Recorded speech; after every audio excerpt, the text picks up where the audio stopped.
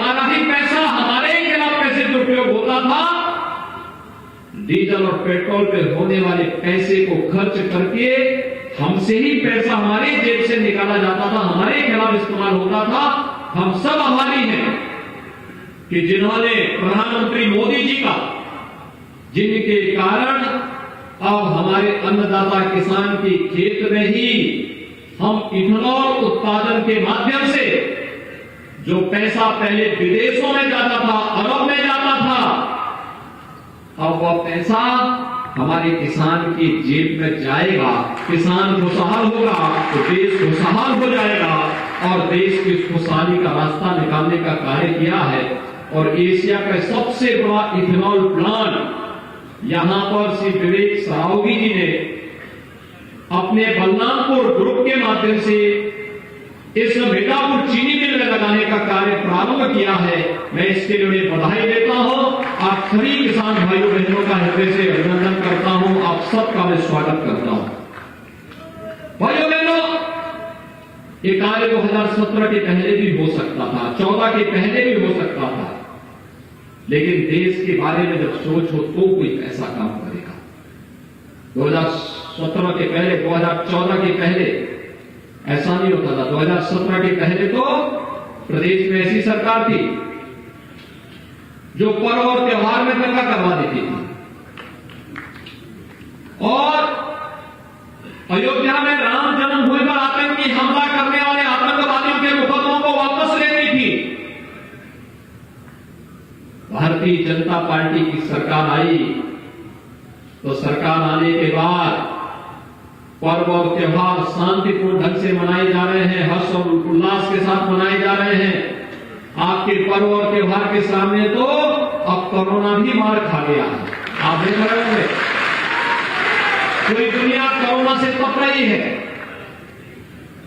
America के अंदर, Europe के अंदर, रूस के अंदर, चीन के अंदर आप देखिए कितनी खराब स्थिति है कोरोना के कारण।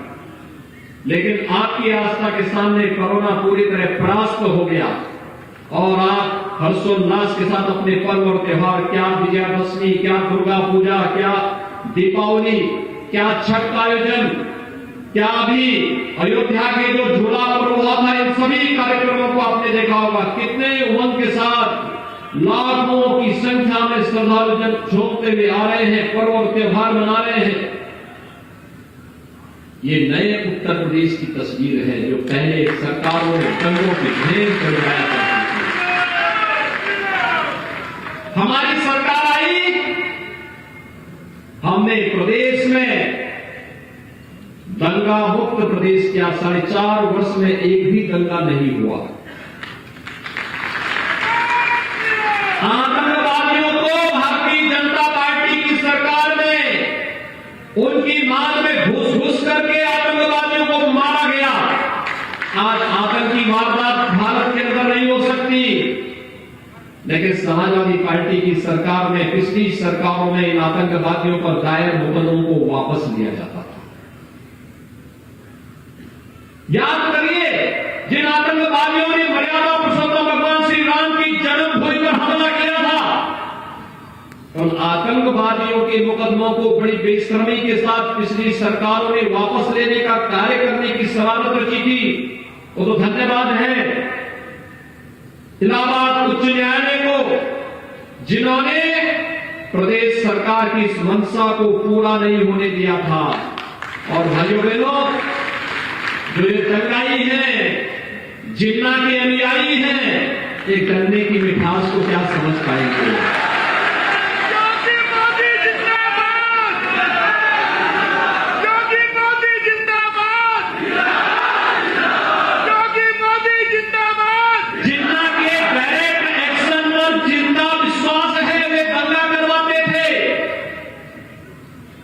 किसानों को तबाह करते थे, नौजवान की जिंदगी बर्बाद करते थे, आस्था पर प्रहार करते थे। लेकिन जिन्हें अपने अन्नदाता किसानों पर विश्वास है, उस सरकार ने क्रय केंद्र स्थापित किए। जिनको अपने युवाओं की ऊर्जा पर विश्वास है, उन्होंने प्रदेश में युवाओं के लिए नौकरी के द्वार खोले। और जिन्हें आस्था का सम्मान करना था, उन्होंने अयोध्या में भगवान राम का भव्य मंदिर के निर्माण का कार्य भी आगे बढ़ाया। भाइयों बहनों, ये काम पहले भी हो सकता था। आखिर किसने रोका था कांग्रेस को? किसने रोका था बबुआ को? और किसने रोका था बुआ को? तो पहले भी थे ना, इनको तो पूरा मौका मिला था ना प्रदेश में कार्य करने का। लेकिन नहीं, पहले विकास के लिए ही काम होता था, भाई भतीजेवाद के लिए काम होता था, अपना पराया था, जाति के नाम पर आते थे, क्षेत्र के नाम पर आते थे, बेईमानी और भ्रष्टाचार फैलाते थे, दंगा करवाते थे। इनके दोहरे चरित्र में कभी मत आना, उनके बहकावे में कभी मत आना, क्योंकि इन लोगों के बयानों से तो गिरगिट भी कभी कभी शर्मा जाएगा। जैसे रंग लोग बदलते हैं, बार बार रंग बदलते हैं। आज भाइयों बहनों, अकेले गोंडा जनपद में हम लोगों ने विगत 4.5 वर्ष के अंदर 42,000 लोगों को प्रधानमंत्री आवास उपलब्ध कराए हैं, अकेले आपके गोंडा जनपद के अंदर। और मुख्यमंत्री आवास योजना को भी अगर ले लें तो ये संख्या और भी 3-4 हजार और बढ़ जाती है। एक बड़ी संख्या, हर गरीब के पास आवास हो। गरीब की तो कोई जाति नहीं होती, गरीब का कोई मत और मजहब नहीं होता। उस गरीब को पहले भी मकान दिए जा सकते थे, उस गरीब को पहले भी शौचालय दिए जा सकते थे, उस गरीब को पहले भी बिजली दी जा सकती थी, उस गरीब को पहले भी फ्री में राशन की सुविधा का लाभ दिया जा सकता था। लेकिन भाइयों बहनों, ये लाभ पहले नहीं मिलता था। ये मोदी जी के आने के बाद और योगी जी के आने के बाद ही मिलना कराया हुआ है। आपको राशन मिल रहा है, फ्री में राशन कितने लोगों को मिल रहा है? तो भाई सभी लोगों को मिल रहा है। 2017 के पहले मिलता था, 2017 के पहले सारा राशन सेठा ही चला जाता था। यही गरीब का राशन, प्रदेश तो वही है ना। ऐसा तो नहीं कि मोदी जी के आने के बाद या योगी जी के आने के बाद कोई स्पेशल आकाश से कोई नया चीज उतर करके आ गया हो। प्रदेश वही है, प्रशासन वही है, लेकिन सरकार बदलने पर क्या चमत्कार हो जाता है। आपने देखा होगा, कोरोना में फ्री टेस्ट, फ्री में उपचार, फ्री में राशन और फ्री में वैक्सीन भी। कितने लोगों ने वैक्सीन लगाया है? वाह भाई, आपका मैं अभिनंदन करता हूं, बहुत अच्छा है। जिन लोगों ने भी वैक्सीन नहीं लगाया है वे जरूर वैक्सीन लगा ले। ये फ्री में वैक्सीन है, मोदी जी ने हर एक व्यक्ति को फ्री में वैक्सीन भी उपलब्ध करवाई है। ये वैक्सीन सबको फ्री में, कोई कल्पना ही नहीं करता है क्या ये वैक्सीन भारत में। हमने कहा हम 15.5 करोड़ लोगों को वैक्सीन दे चुके। लोग कहते 15.5 करोड़, हम कहते हैं हां, लोगों के लिए कौतूहल का विषय है। और अन्न राशन, मुझे याद है 2016 में प्रदेश में समाजवादी पार्टी की सरकार थी, मैं गोरखपुर से सांसद था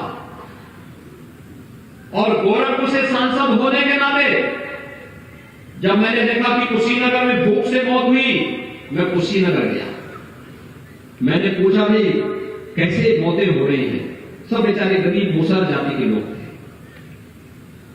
तो पता लगा कि उनका राशन कार्ड समाजवादी पार्टी के किसी पदाधिकारी ने अपने घर में रखाया हुआ था और उसके नाम पे राशन देता था। उस गरीब को पता ही नहीं, लेकिन राशन सपा का कोई पदाधिकारी हड़प लेता था।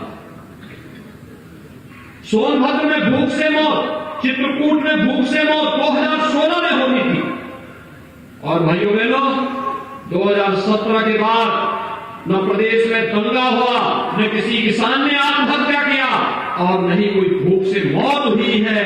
ये भी प्रदेश में आप सबके सामने एक रिकॉर्ड स्थापित किया है। फ्री में राशन सबको, आवास सबको, शौचालय सबको, बिजली सबको। हमने चेहरा देख करके बिजली नहीं दी। मुझे याद है, मुझे अक्सर देवीपाटन जाना होता था। मैं जब गोंडा से जाता था तो मुझे देवीपाटन पहुंचने में 3-3.5 घंटे लगते थे। 3-3.5 घंटे गोंडा से देवीपाटन पहुंचने में। और कल रात्रि को मैं देख रहा था, 5 घंटे में गोंडा से देवीपाटन की दूरी तय हुई। मात्र 5 घंटे, 45 मिनट में। ये है अंतर। पहले बिजली आती नहीं थी और उस समय तो चूंकि 15 साल हो गए थे, 14-15 साल ऐसे हो गए थे कि 14-15 वर्षों तक बिजली नहीं आई। और उन 14-15 वर्षों में जिन बच्चों की उम्र यानी 20-22 साल तक थी, अगर वे कभी यहां से बाहर जाते थे, उनसे पूछते थे भैया बिजली कैसे हो, कहते हैं हाँ कभी कभी हम देखे। कहां कैसे? कहा जब बरसात के समय आकाश में चमकती है। उन बेचारों को ये पता नहीं बिजली कैसे। लेकिन आज तो बिजली मिलती है ना, आज तो बिजली मिल रही है सबको। भाइयों बहनों, ये है सरकार। बिना भेदभाव की बिजली, फ्री में विद्युत कनेक्शन, फ्री में रसोई गैस के कनेक्शन, फ्री में उपचार के लिए 5 लाख रुपए का स्वास्थ्य बीमा का कवर। और कोरोना कालखंड में 3 बार तो गोंडा का दौरा मैंने स्वयं किया। हमारे विधायक, सांसद सभी लोग लगातार यहां पे जनता की सेवा में लगे रहे। लेकिन सपा, बसपा, कांग्रेस के किसी नेता से पूछो कि कोरोना में कहां थे, ये सब घर में बैठे हुए थे, ट्विटर पे गलत सूचनाएं देते थे।